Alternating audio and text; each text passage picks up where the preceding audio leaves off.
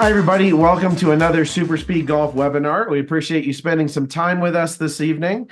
As always, we have our good friend, Dr. Tyler Standifird, with us, and we have a special guest, Bob Winskowicz from Sqairz Golf. Bob, really great to see you, and thanks for joining us today. Mike, it's great to be here with you and Tyler, so thank you very much for the invite. Appreciate it.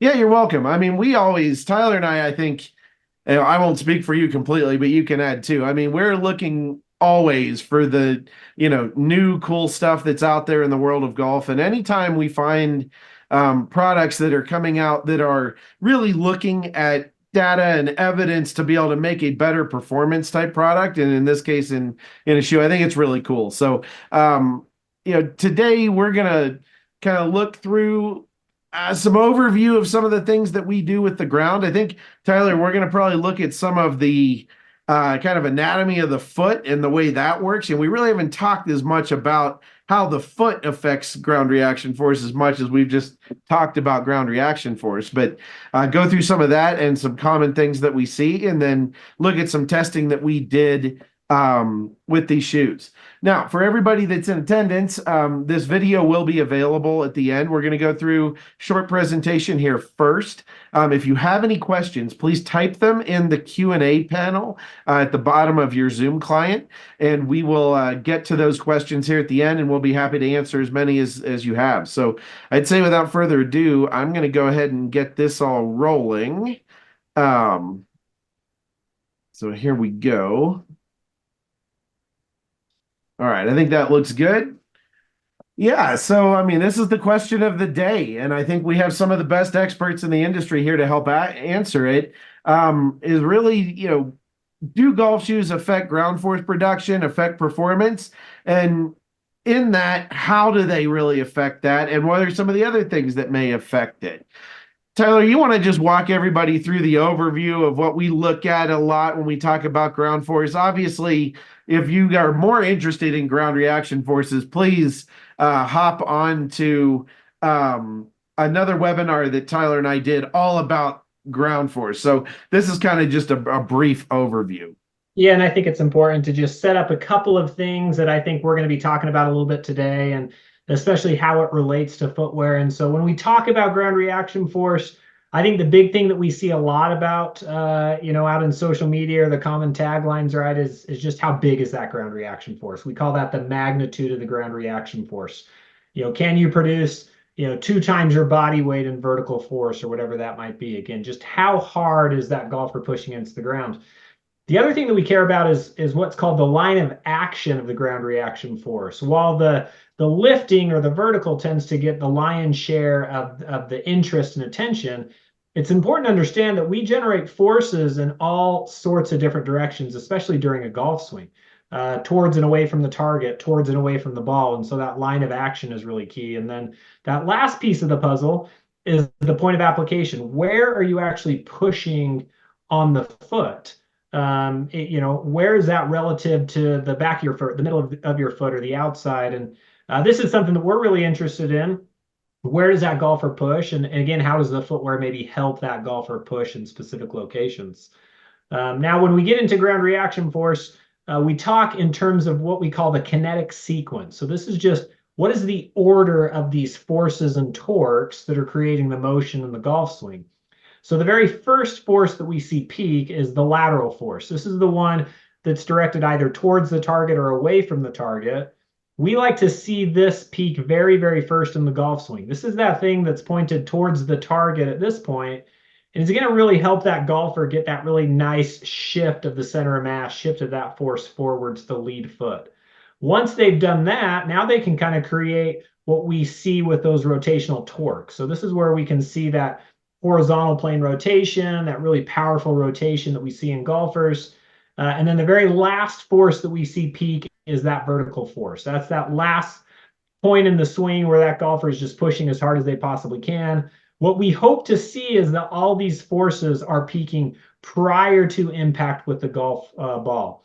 And what we see in a lot of amateur golfers is that the magnitude of their forces are too low and the timing of their forces are too late, meaning they're not actually able to utilize the ground to create energy transfer to the club and then the ball. And so we want to move these forces earlier. We want to make them bigger. And what we're going to talk about today is how can the anatomy of the foot, how can the actual shoe the golfer's wearing influence the timings and magnitudes of these forces. Awesome. Thanks. I really appreciate that. Before we get into more of the weeds here, which obviously we have a lot of fun with, I think it's important for everybody to know kind of some of the background that we're coming from. I mean, I'm coming from that golf coach side. We owned an academy for a long time that did very thorough physical assessments. And I think one of the things that we looked at that many people did not is we looked very carefully at how those golfers' feet actually function. I think that's something that's incredibly important. Kyle Shea, who's one of the other owners of SuperSpeed, ran all that like health and wellness and physical side. And one of the first things that he would do with any player that we had come in was actually have them take their shoes off, walk across the room, look at how their foot functioned, and then couple that also with what types of shoes they might be wearing, which are either going to be helping or hindering them. Tyler, why don't you talk a little bit for a second? I mean, you did a lot of your research history in outside of golf too, right? Yeah, for sure. My very first project as a master's student was on the Barefoot style shoe, the shoe that allowed that person to really spread out the forefoot or the front of the foot, really allow their toes to work the way that they're supposed to. So that was my very first research study. And since that time, Mike, I've looked at how footwear influences, weightlifting movements in the gym. For sure, running biomechanics is something that I've looked at a lot, kicking soccer balls. And what I tended to find over probably the decade of doing that type of research related to shoes was that shoes matter in all of these sports, right? I can give a runner a specific pair of shoes, and they're going to alter the way they interact with the ground, again, for better or for worse. And so I want to find that thing that can maybe match up with their foot style and their own running mechanics. But it was just something, Mike, that I felt like as I looked at the world of golf, I thought, man, there are some real opportunities here to dive a little bit deeper than just, hey, that's a cool looking shoe, I'm going to put it on my foot. Because all of my previous research shows that it does make a difference in these other sports. And when you look at the forces that golfers create, they create a lot of force and they create it really quickly. And so I wanted to kind of dive into that more deeply. Absolutely. Well, I bet, Bob, that you also kind of saw an opportunity where, there were some things lacking in performance footwear in golf. I mean, what kind of gave you the idea to come up with a more performance-driven golf shoe? Most of the impetus behind why we designed the shoe was we were seeing a complete shift from yesterday's type of golf footwear, which was that leathered structured shoe with the metal cleats. And it felt like there was a tremendous jump to this lightweight sneaker-like shoe that had no structure to it whatsoever. And the research that we did told us, or led us down a path that there were 2 or 3 very important points. Number one is a golf shoe needs structure because of the forces that you create. And Mike, you said it perfectly earlier, is that a shoe can either help you or it can hurt you. And most people, most golfers out there really never think of the golf shoe as, quote, an important piece of equipment. It's like an accessory. And so what we tried to create was a shoe with more structure, something that had a traction pattern that was associated with the movements in golf. But one of the key factors is allowing the toes to sit naturally, because we all know that once you angle the toes to the center of the shoe, the foot starts losing mobility, and your sense of balance and stability, ultimately stability, is hindered. So, while going through the design process, we kept these in mind. And the last thing was trying to widen the basin of the ball of the foot ever so slightly. And in doing so, we can have measurably more balance and stability. So we just set out to build a better mousetrap. And we were driven by the fact of the lack of structure, the lack of cleats in that new type of golf footwear.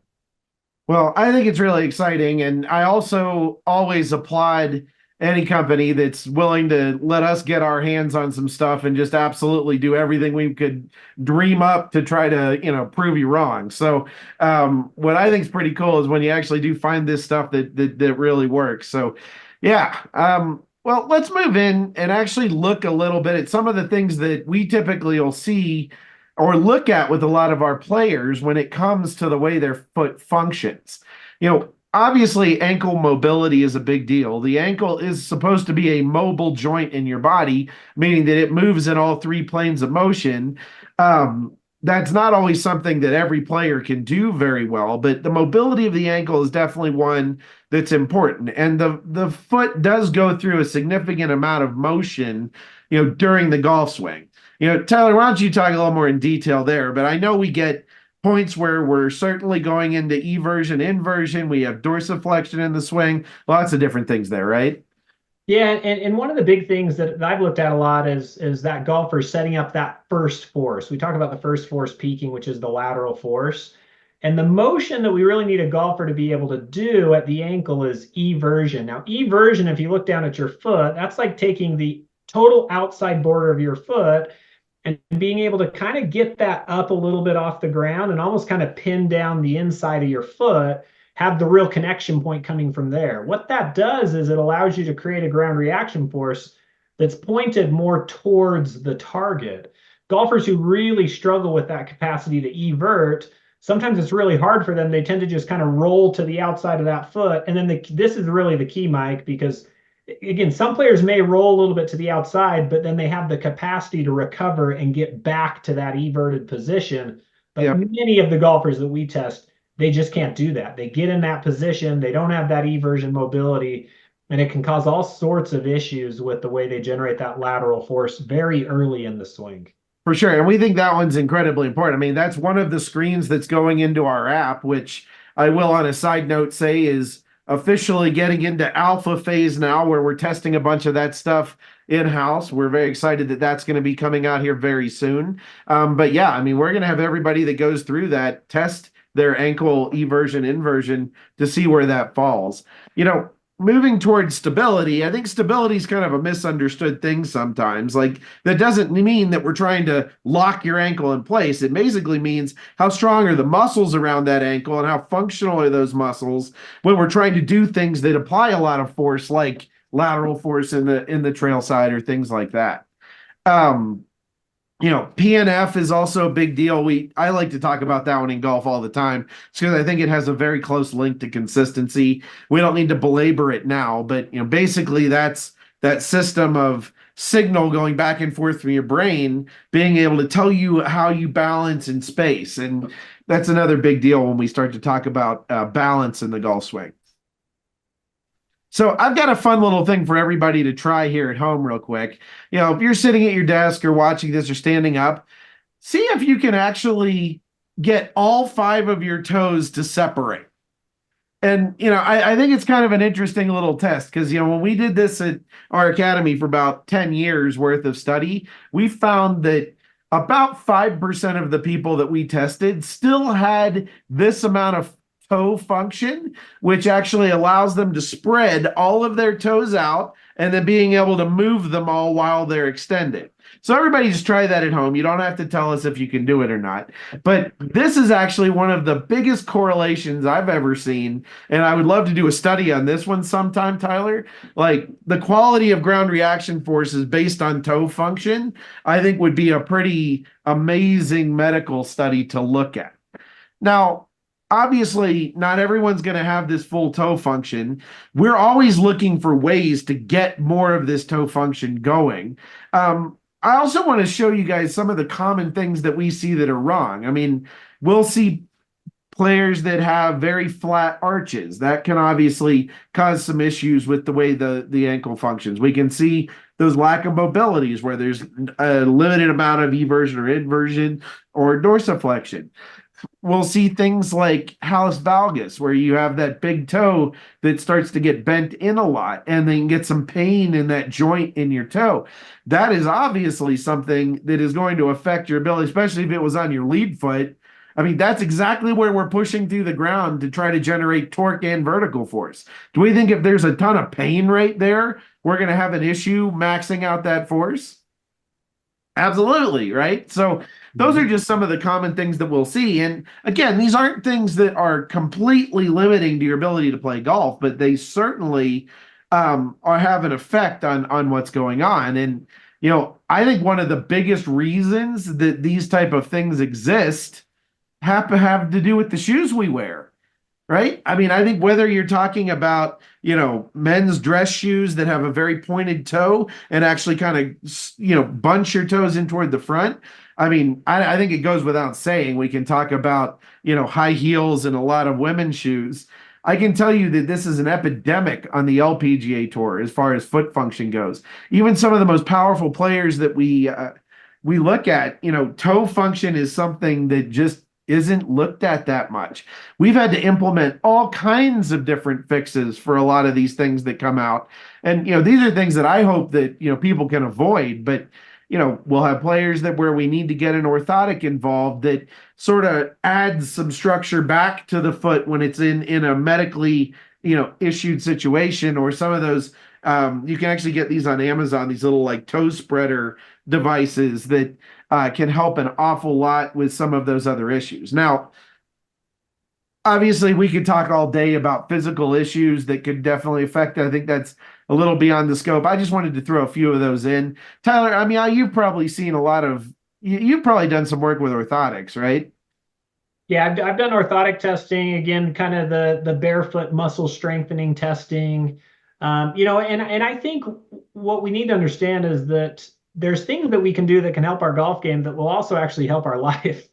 And I think this kind of falls under one of those categories, Mike, where it's like, orthotics can have their place for sure, but I would love to see more people wake up their feet, have their feet and especially their toes function the way they're meant to. I literally just listened to like a 2.5-hour podcast with a foot specialist, Dr. Courtney Conley, who's a doctor of chiropractics who specializes in a lot of this stuff. And there's just so much to be had there. After it, I was the same as you, Mike, where I'm like, man, I want to take every golfer through toe spreader training and foot strength training, and then push them to look at what happens to their ground reaction forces without any other changes, because I'm confident that it would make a huge difference.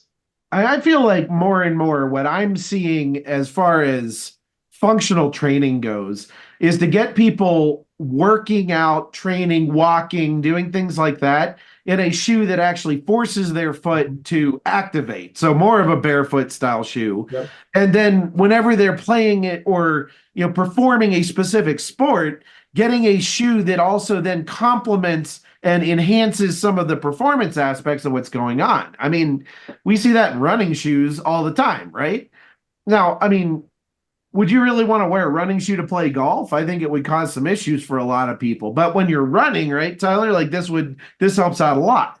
Yeah, and I loved what you said there, right? It's this really elite level runners. They have all the foot function that they need on their own in a barefoot kind of style situation. But when they run, they utilize the technologies that we have, right? Whether that's carbon fiber insoled plates or motion control, whatever. Again, it matches their gait. It matches the forces that they need, but they do it with a really strong foot, and now they have elite level performance. Yeah, and I think that's the kind of one of the themes that I think is going to go on here is that, we're not saying that, any type of shoe is going to magically fix everything about your foot. But I think if you can get into a program where you're working on foot function, you're working on how your toes spread, and then you're taking advantage of something that enhances that performance a little bit, I think it's a really good deal. Same thing can be looked at when you look at like weightlifting shoes, right? I mean, there you have like the opposite of a running shoe. You have a very flat platform shoe so that you have maximum ground contact when you've got hundreds of pounds over your head. That's one we could get into for a long time too. I think other ones like soccer would be another one where you see a lot of performance that I think, especially with like the way spike placement goes way toward the outside of the shoe in those, you're getting a lot of lateral type motion and things in that sport. But just another good example, I would say, of how other sports have tried to optimize the performance aspect of a shoe to benefit the athletes. All right. Well, I see a lot of questions coming in here about especially the toe box area of these Sqairz shoes. So, Bob, that's the first one. When we start to look at, what you guys have done with these shoes in order to offer something that's a, platform for performance in golf, let's talk a little bit first about that toe box area of that shoe. Yeah, so one of the areas that the science let us down was to open up the toe box as much as possible so the toes could sit naturally. And we played around with a whole host of designs about 7 years ago. And, the more we looked at it, the more that, the geometry of the shoe was established. Now, it's not perfectly square toe box. It's got a 70 millimeter radius. But from the middle of the ball of your foot all the way to the end of the toe of the shoe is where we increase the space inside the shoe. Brands like Hoka Ultra have followed suit in the running business. They're opening up the toe box, and I see it now in a lot of different sports of people opening up the toe box, because the more you angle them to the center of the shoe, the less balance you'll have. Now, we all know in the world of golf, and pretty much in any sport, is that pressure always precedes motion. Now, a lot of golfers can't put their arms around that. You need to press on the ground before you can start that motion. Everybody thinks it's your arms moving, that it's pressure on the ground that precedes motion. So as you dial back the golf swing, you really start to understand the importance of ground connection and allowing the feet to operate properly. And all the science out there led us to opening up the toe box. Yeah, no, I'm definitely in there. Like, I've always looked for shoes that have that wider toe box to be able to, just get those toes more involved in what's going on. Now, what happened, I can tell you personally for me, is I actually started for a long time buying wider width shoes because I wanted the front of that shoe to be wider. I would always find that typically those wider width shoes, my foot, for example, I probably don't need a wide width shoe in the heel part of my foot. I just wanted it in the front part of the foot. That's one of the things that I've seen some questions come in too, about Sqairz, where it's not specifically a wider width shoe. It's just the actual shape of that toe box fits the front part of your foot a lot better. So, if there's anyone out there, I think, that has tried, that feels like they need those wider width shoes, but they haven't really been measured. And I mean, there are people that need wider width shoes. That's there. Yeah. But, if you're somebody that feels like the front of your foot's stuck, like, it's interesting because, like, the way this works is it almost cradles the heel better, because that's a normal width in that side than that wider part in the front. Yeah, and I always caution people against, people want to buy extra room in the toe box. They always want to buy it. How you buy it is you buy a wide shoe, you buy an extra half a size. Now your foot's moving in that shoe. And that's another thing that we don't want to happen, is we need that foot in the shoe to be one. You want that shoe to be one with the foot, and you want to have room so the toes can splay. But I always tell people is that we are not a wide shoe. Where width is established, we're a normal D width shoe, but we just opened up everything after that in the toe box. So again, buying that extra room is a detriment to a golfer. Yeah, I agree. I mean, Tyler, would you agree with that? Like, I think there's a lot of people out there that are probably trying to gain toe width in shoes that they just aren't in a lot of the models of golf shoes that are out there, and they're buying wide shoes to get it. And then you're ending up with like heel instability and other issues there. Yeah, again, it's the matchup, right, Mike? It's the idea of allowing the forefoot and the toes to splay and function how they should, but also having a stability and control in that back, right? If my heel's slipping all over the place because of an ill-fitted shoe, it doesn't matter that I can allow the front of my foot to do what it needs to. Mm-hmm. Yeah. Awesome. Well, let's go ahead and move on. The next piece that, I wanted you to talk about a little bit, Bob, kind of stuff, what we're looking at right there is like the heel stabilization in the shoe. Yeah. On the back of the shoe, we've got a heel stabilizer. And, it should have been called more aptly a heel in arch stabilizer, because it runs externally from the heel of the shoe down internally underneath the arch. And what that does, it has several roles in the shoe. And again, this is a patented piece for us, is that number one, it centers the heel in the shoe. Number two, what it also does is it prevents rollover injury, because as Tyler mentioned, eversion is a good thing in the golf swing, but rollover is a bad thing. And so this helps the foot be stable inside of the shoe because it runs externally, internally.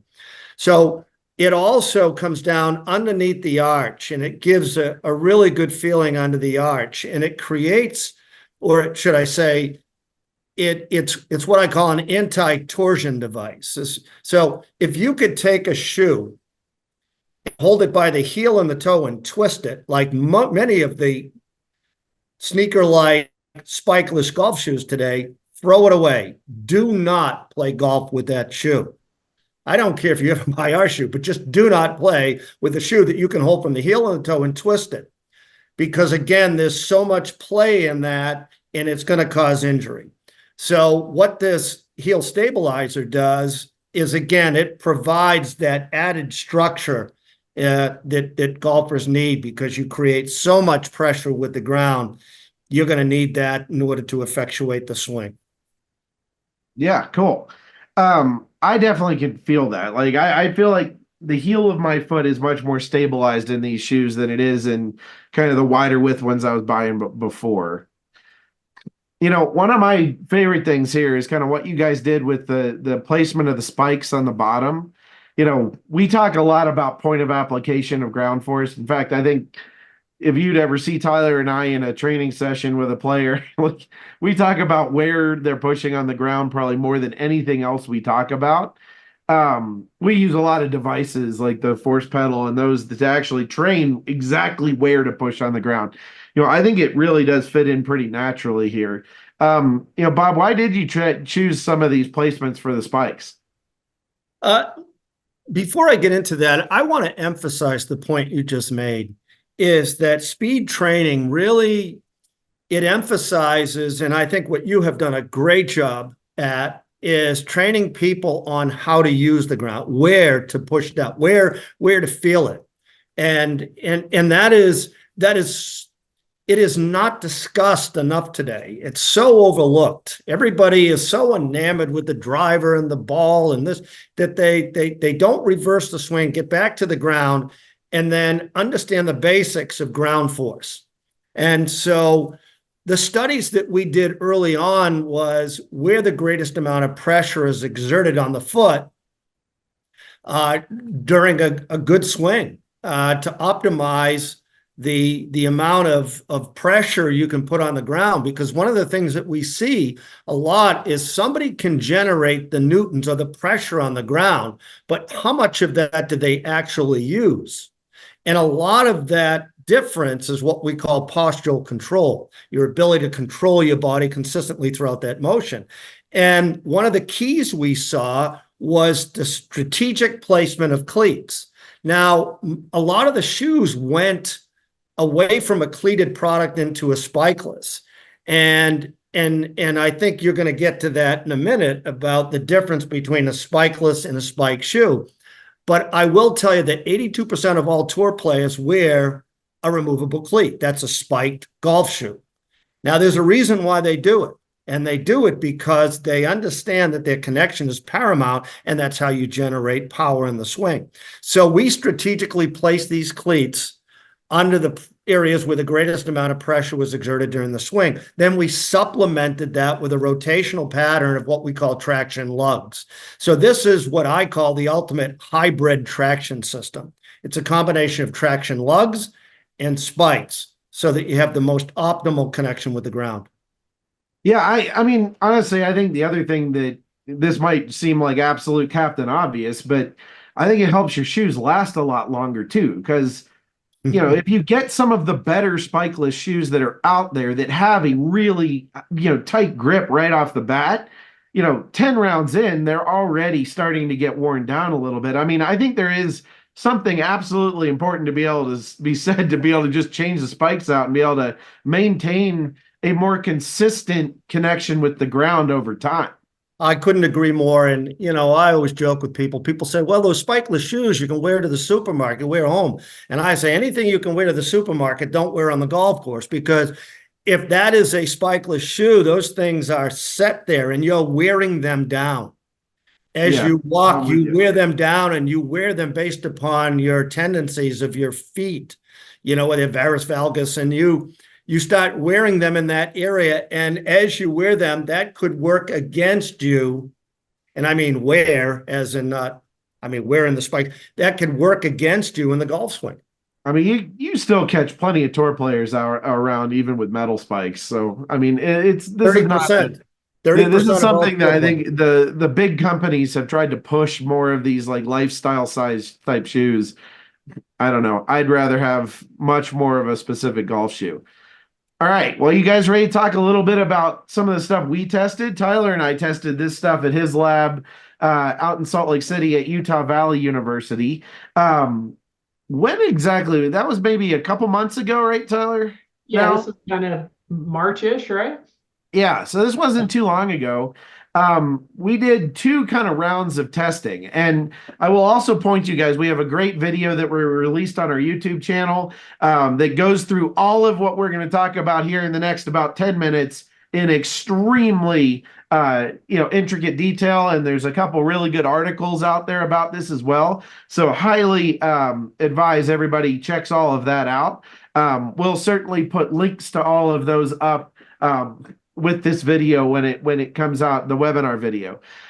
The first round, was kind of fun for me because I got to be the subject and I got to actually go through this, right? And, we tested 3 different shoes. We used, again, kind of one of those more modern, very lightweight, FootJoy Flex was the model, spikeless golf shoe.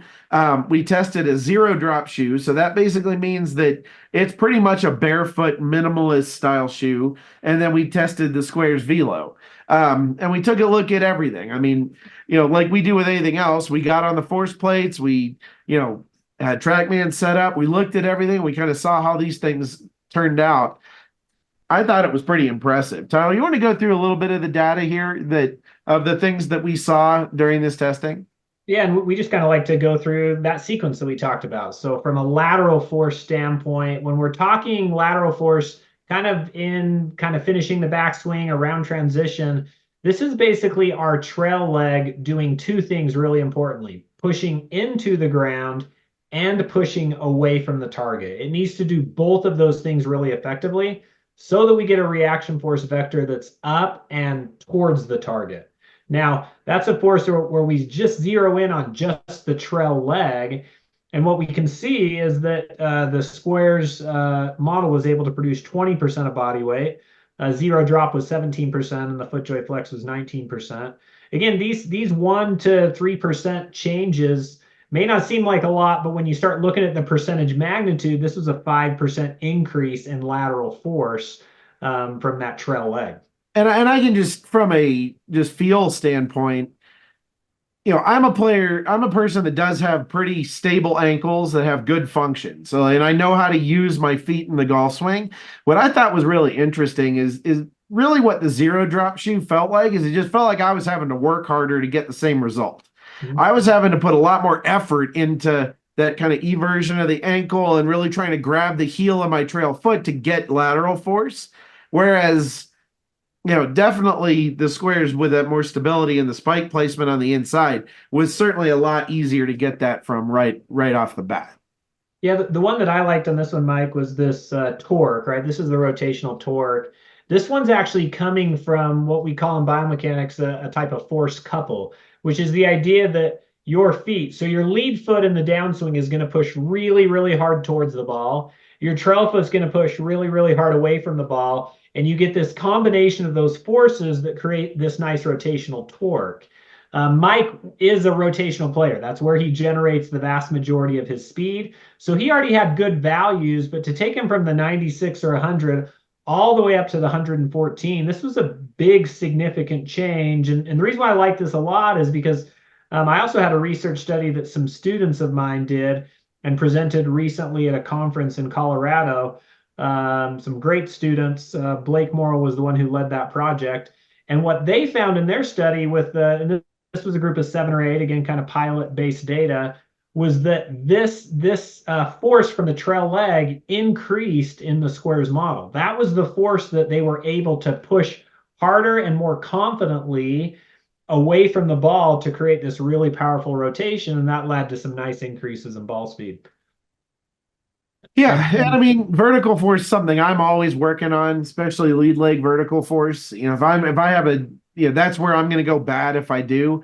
Definitely saw an increase there, but I think the biggest thing that we saw was, the ability for those forces to work over more time throughout. I mean, the biggest number that we saw, and Tyler, I know we can go into, the weeds here on vertical impulse, but essentially that's just the total amount of that force that's happening over time. Those were the numbers we consistently saw jumping up with just about everybody we tested. Yeah, and I'll say it this way, Mike. This, I think, is very closely related to the timing of these forces and the rate of force development, meaning how much force can you build, how quickly can you build that force.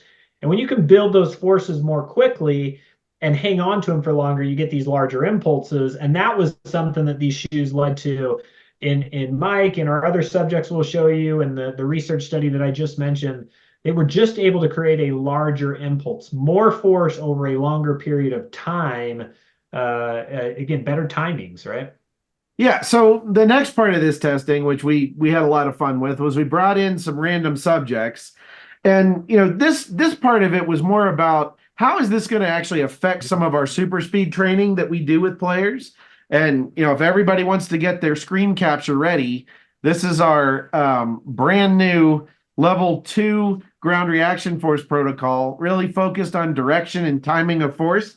This is going to be released with our app coming soon. This is the protocol that we put the subjects through. So essentially we collected data with these subjects in their shoes, in a pair of Sqairz shoes. Then we put them through about a 15-minute training session with this protocol, hoping to teach them how to better use the ground, how to better, deal with point of application, timing, and all of those different aspects.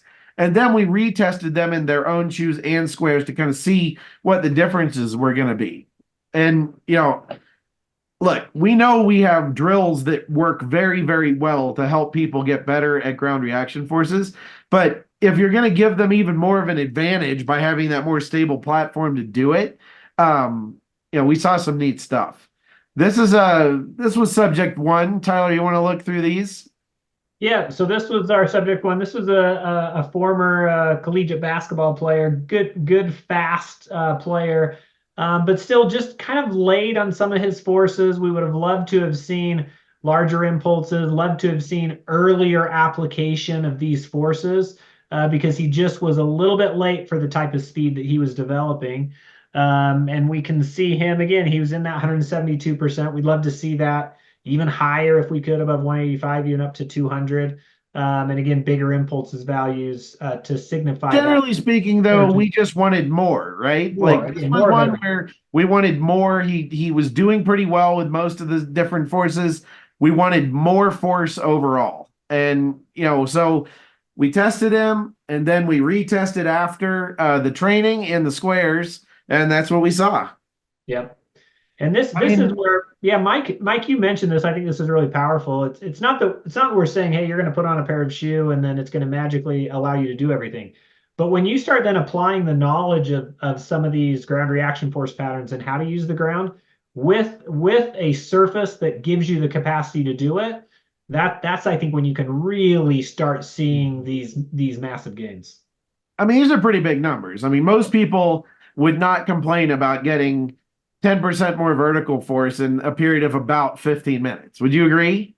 Yeah, and again, that impulse, if you notice, the impulse is the one that even increases more, which we talked about. It's just more force earlier, larger forces earlier, smoother curve traces, just a better transfer of that force.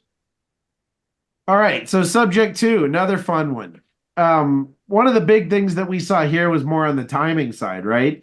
Which is really what this protocol is massively geared toward. I put some little yellow lines in there because it was a little fuzzy to see the club shaft, but very common thing we see with a lot of players, essentially peaking vertical force at impact in the pre-training, and then right after that training, moving that back. I'd say significantly. Tyler, I still want it earlier. I think it. I mean, I'm a broken record saying I want forces to peak earlier, but Yeah, this is a player that had big forces, right? It's just that they yeah, weren't applied at a good enough time to allow him to utilize that to create a lot of really high club speed. Again, he was creating close to 200% of his body weight vertically, but his club speeds were like pretty pedestrian, just because they were occurring so late in the process. yeah, this is one that wasn't getting a lot out of it. So that's a really cool result as well. So, again, I think neat stuff that we saw in there. Please check out that full video and the full article about all of this testing that we did with these shoes. I think there was some really neat stuff that came out of that. All right. I think we got I think we have a few questions here that we can kind of move into, but Yeah. Bob or Tyler, is there anything else that you guys wanted to add before we get into the questions? I just wanted to add one thing. I thought one of the things that we have known since we started this was the difference between a spikeless shoe and a spike shoe. That how much of a difference in terms of distance are you compromising moving away from a spike shoe to a spikeless shoe? And the studies that Tyler did, I believe it was 9.1 yards of distance between a spike shoe and a spikeless shoe. And there's a lot of people out there today that will get fitted for clubs. They'll do speed training. They'll do all of these type of things. And yet they've got equipment that's working against them. And it's just, I think there's just so many people out there, Mike, that don't understand that you can train to increase your swing speed. And you guys have got a great program to do it. But it all begins and starts with your interaction with the ground. I just think every piece of equipment is important. I mean, we just did another webinar recently with Ian Frazier from Club Champion and talked all about equipment fitting and how we can optimize, how we can take advantage of the speed we're already creating. But, I just think that it's like anything else. We need to think about everything we use during a round of golf as a piece of equipment.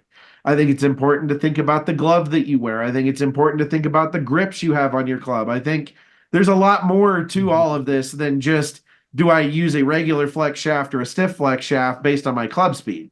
And I don't think that a lot of people talk about the golf shoe as being a piece of equipment, and I think they should. I can tell you from experience working with a lot of players of all levels, but especially some of the best players in the world. I mean, I don't think most of them think of their shoe as a piece of equipment.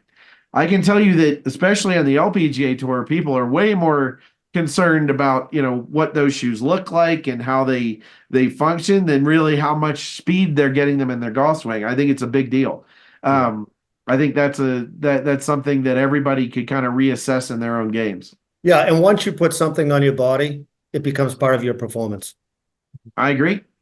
I've got a question here I want to answer first because I think this is one that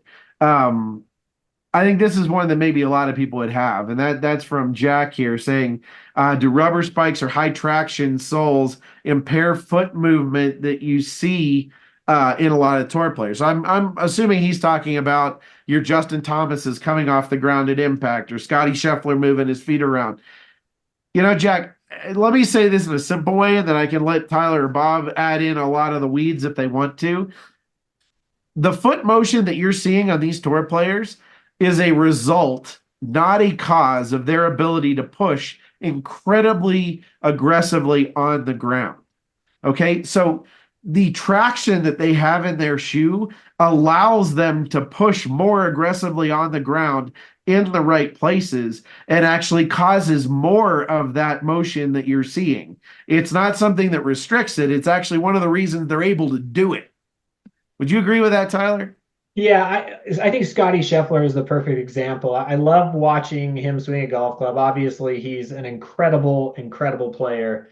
I think it's important to look at when his foot moves in relation to where his club is, right? That trail foot, he doesn't go to push with that trail foot in his backswing, and then all of a sudden the foot slips and moves away from the target. That's not the motion of that shoe, or that's not the motion of his foot, right? The movement of the foot is coming far after he's applied those forces at the correct timings and the correct applications in insane magnitudes, that then you get these reaction forces of that foot, right? He's not slipping on his takeaway like you would on a wet golf surface on an early morning tee time, or maybe in an incorrect shoe. Yeah, 100%. I mean, I guess the point there is never try to copy what you're seeing those players do with their feet, because you've already missed the point if you're trying to do it. Like those motions that you see are reactions. They're the result of what they're doing before. And that's where if you do good training with how you use the ground, it's very possible that your feet aren't going to be exactly perfectly planted when you're done. So if you're pushing hard enough, you should be moving them a little bit as you go through the swing. And I'll just add, Mike, because I want to make sure this is really clear. Mike said something that was really key there, which was they're the reactions of something that's taken place, right? Again, next time you're out playing golf in an early morning round with one of your buddies and it's dewy or it's wet, and they go to take a backswing and they start to push, and their foot goes in the direction of the push, right? They don't have that locked in interaction with the ground that allows the ground reaction force to then push them in the opposite direction. They just end up moving kind of where that force is going from their body. Same thing would happen on ice. The same thing would happen, again, in slippery conditions. In amateur golfers, I think, and in those wet conditions, we're seeing like the internal force. We're seeing just the body push in those directions because it lacks the secure connection with the ground. Yeah. So next question here. So compare barefoot golfing to wearing shoes.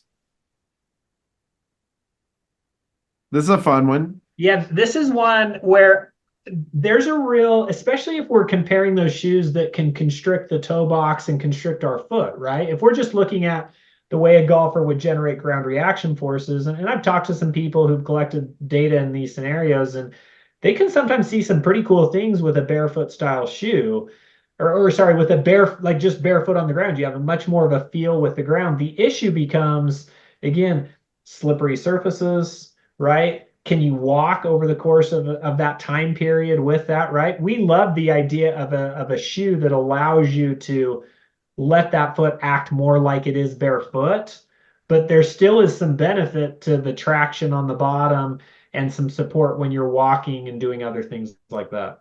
I mean, go ahead, Bob. No, I was going to say we were part of a study once where we did a difference between a spikeless shoe, barefoot, and a spike shoe. And the worst performing out of those three was the spikeless shoe, because with a barefoot, you can actually grab the ground and create a little more ground force. Whereas that spikeless shoe wasn't giving you that connection. I would not suggest that anybody goes out and plays barefoot, simply because if you have to grab the ground with your toes, it just creates so much tension up the body. But I think there's some cool research that can be done there. I'd like to go back to one of the things we talked about earlier, is that I think it depends a lot on the function of that player's foot. I certainly know players. I mean, Kyle Shea, for example, other owner of SuperSpeed, he might have some of the most functional feet of anyone that's ever walked. So, like, I think he could probably go out and play and hit a few shots barefoot and get some pretty good performance out of it. I think as soon as you start to look at players that have a little bit more limited toe mobility or different things happening in the arches, I think that having more support under that's going to make a huge difference.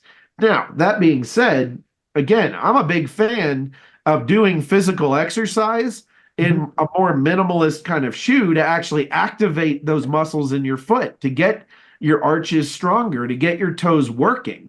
But just like that sprinter that could probably run pretty fast barefoot, they're still going to run faster in a platform type shoe that's designed to help them run faster on their foot. That's the same thing we're saying here. So again, depends on the function of your foot. Get your feet as functional as you can, but then why would you ever not take advantage of the ability for something that's going to give you gains and make it easier to do the things you need to do in your golf swing. That's kind of where it would be. Yeah, lest we forget, Mike, my first job in the golf course industry was on the grounds crew. There's a lot that we put on that grass to make the grass look nice. So just be a little leery of that. But to Mike's point, my students will ask me this a lot with running. And my answer to them is always, when I see someone win the Boston Marathon running barefoot, I'll start to believe that there isn't a benefit to putting the technology of the shoe in there, right? Yeah. Not to say though, there is benefit to some of those shoes as far as like making your feet more functional. There's some good stuff that can go on there. Mhm. All right, next one here. Bob, I'm gonna let you take this one. The newer models of your shoes are a little lighter than the original versions, or are they about the same? What do you think? Yeah, it's lighter. You know, one of the things that we try to balance in footwear is weight and structure, and they oppose each other. So it's always a challenge to get something a little lighter, and that's where materials come into play, types of materials, and for instance, we're looking at a new material now that we believe we could pull out maybe about probably close to 30 grams, and 30 grams doesn't sound a lot, but you'd be surprised, you know, when you hold something in your hand and you'll be able to feel 30 grams. And I'll just add, and I do actually play in Sqairz. At my round today, I played in my set of Sqairz. I can feel that difference in the newer versions. I felt like the one I had previous iteration, if you felt like there was some bulk there, some good stability, but a little bit too much bulk for you, yeah, these newer ones, you can feel that difference, even though it's very minimal, as Bob pointed out. I'm going to go a lot more aggressive on this one, honestly, and just say that I think that large company marketing has told us we want lighter golf shoes, and I think it's just a little bit of BS. I'm not sure that we really need golf shoes to be, you know, feather light for what we're doing. I think the performance benefits of having a little more structure really outweigh a perfectly super light golf shoe. That's my opinion. Mike, I couldn't agree more. And all the science that is out there establishes that point. And it's not, you know, it's a challenge really to bring weight down and keep structure up. And with our new Velo shoe, we added a material on the side that reduces tension in that area. It allows expansion rather in that area. And we could do that in a very lightweight fashion. So yeah, I'm always after trying to take a little weight out of the shoe, but I will never, ever compromise structure because we know how important that is. Excellent. Tyler, this one looks like a good one for you. So using orthotics, heel cups, arch supports, will that change what you're trying to accomplish with the Sqairz shoe and increasing speed through ground force? So you know, I'm kind of reading that as if, you know, it's somebody that already has orthotics or arch supports that they likely have had prescribed by their doctor. Is that something that, you know, is going to work against these shoes or work with them? Yeah, again, I think you're getting that orthotic, and I've actually been fit for a pair of orthotics that I used for a little bit until I couldn't stand them, and then went to some of my own intrinsic foot muscle strengthening. That's maybe a whole nother webinar. But I think what we're saying is if you've been fit for an orthotic by a doctor because of some things that you have from a pain function, from those different types of things, you know, for sure, like use that orthotic. We would still love to see you doing things that I think can aid in that foot functioning.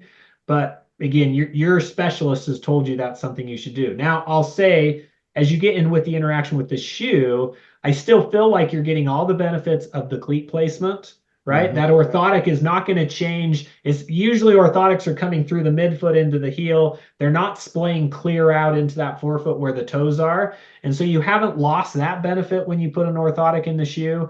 You haven't lost the stability of that external internal stability of the heel. So I would just say that I think they're not fighting against each other. I think they could really support each other, and the way the Sqairz is trying to attack it, your orthotic isn't changing that, if that makes sense. Yeah, and Bob, just to be clear, I mean, these do have a removable insole, so if somebody does have that prescribed orthotic, they can put it in, right? That is correct. And Tyler, I can't add to what you said. That's spot on, you know, from our perspective too. that orthotic should not change. The splay should not change. The balance should not change. The traction, all of those elements that we put together to make to optimize the shoe, the golf shoe. Yeah, I mean, we've always been a fan of trying to improve foot function wherever possible. I mean, there are medical conditions where it's not going to be possible. And, I like to think of orthotics are more like, putting a wrist brace on your wrist or something like that. Like they're going to help the pain but they're not necessarily going to make the function of your foot better. So that's always a balance that, everybody has to work out kind of with their medical professional on their own. Yeah.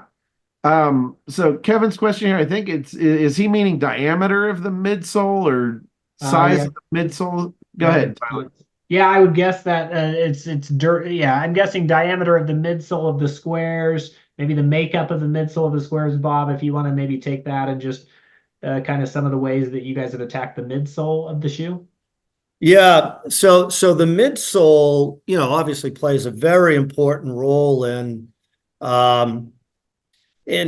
comfort. And so we look at materials for energy exchange. There's a lot of shoes out there that I watch consumers go into a store and buy a shoe that's got a very thick midsole, and they equate that to comfort. Now, they talk about cushioning. What's cushioning is just a fancy word for energy absorption. So there's a delicate balance on the thickness of the midsole that you want to use the right materials for strength and energy return, but you don't want to make it so thick that it absorbs a lot of energy. So there is a delicate balance, and we just went to a new EVA foam that's lighter, but you'll have a better feeling, a better sense, and you don't have to make it very thick to get the right amount of cushioning. So the midsole does play a very important role in footwear. And the durometer could also be representative. It's a scale of like stiffness of plastics and of that nature. I believe it's the Sqairz C. I think it's a Sqairz C measurement or Sqairz D. I think it's Sqairz C measurement that our designer works on, and you can measure the resiliency. You can measure the response rates. And again, we go into that type of detail, and that's something we never really talk about. But again, it just, in footwear, if you can pick up a little here, a little here, a little here, it represents a lot at the end of it. Last question we got on here right now is, it looks like there's 6 options on the website. Any of those models better than the others? What are the differences? Bob, if you can just give a little overview for everybody watching. Yeah, there is, performance-wise, there really isn't too much difference. Now, I want to address that. Somebody with a very aggressive swing speed would probably I'd want them to gravitate to the Velo because it has a little more structure on the lateral medial sides of the shoe for that added swing speed. Somebody who's very aggressive. We all know those guys that try to swing out of their shoes. So, a long drive guy, a guy that generates maybe over 100 and something miles an hour, over 100 miles an hour in swing speed. You really want a little more structure. Now, the other models we have really is more fashionable. We have one which we call the Speed 2, and it's got a microfiber upper. It's just more of a contemporary design. But how we accomplish structure there is we simply on that shoe is we emboss the side of the shoe, and embossing gives you a little more structure because you're tightening the material there. And then on the Pro S2, we went to an upgraded version, what we call a grain texture, a grain text upper. And that's a microfiber upper with a grain texture. And again, we did embossing on the side of the shoe. So all the shoes have the same geometry, same traction pattern, same midsole, same laces. But again, the upper material, we played around a little with that based upon some swing speeds and fashion. Awesome. I think that's great. Well, everybody, we really appreciate you being here and spending some time with us this evening. Remember, check out the full video and the articles on all the detail that we did on the testing with these shoes. I think they're really fantastic. Also, just again, that update, our app is very, very close to being released now. We'll have all of those ground force drills, actually 2 other additional protocols for ground force in addition to that. And a lot of that self-physical screening will be in there. So you can check and see exactly which ones of those that you might need.